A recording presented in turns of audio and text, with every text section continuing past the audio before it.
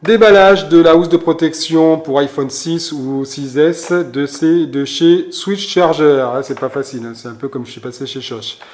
Je veux juste dire que moi j'utilise les housses de protection parce que je trouve dommage d'ajouter une coque sur l'iPhone et de ne pas profiter de son design et du fabuleux toucher de sa coque en aluminium.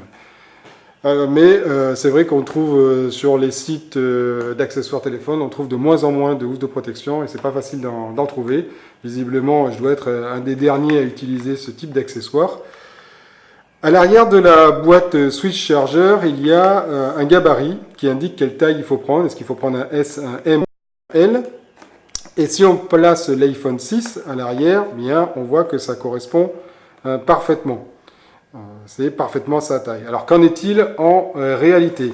Alors oui, je tiens juste à dire que aussi là, autant il est indiqué que pour le M c'est pour un iPhone 5, mais pour le L, ils indiquent Galaxy S3 par exemple, mais pas iPhone, mais l'iPhone tient parfaitement. Donc c'est un étui aussi qui est vendu pour les iPhone 6. Alors quand on ouvre la boîte, qu'est-ce qu'il y a à l'intérieur?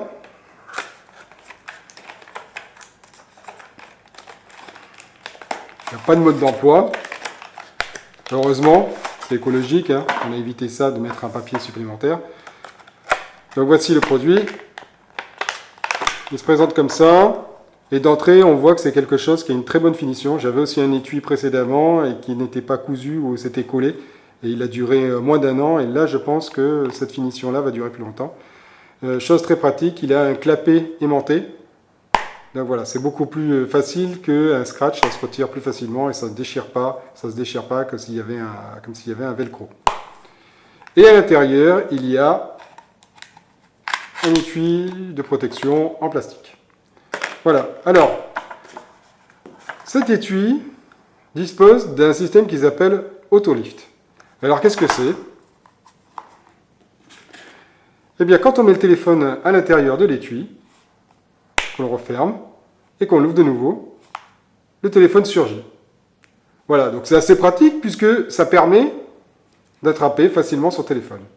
Sauf que, moi je trouve que c'est très gênant parce que dans la poche, ça peut rester s'accrocher à la poche et le faire sortir et du coup le téléphone n'est plus protégé.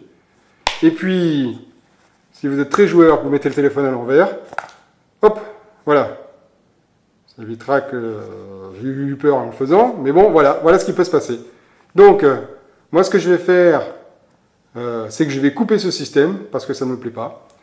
Et oui, je veux aussi vous signaler que pour cet étui-là, qui est vendu pour l'iPhone 6, eh bien, il ne tombe pas parfaitement. Autant on a vu que sur le gabarit, le téléphone tombait, mais en réalité, quand on met le téléphone dans l'étui, regardez tout le jeu qu'il y a, si je colle le téléphone, hein, il y a quasiment un demi-centimètre à 1 centimètre de jeu en plus, ce qui fait que l'iPhone 6 est déjà très grand. Si en plus on rajoute un étui qui n'est pas forcément exactement en bonne cote, on obtient quelque chose de vraiment, vraiment large.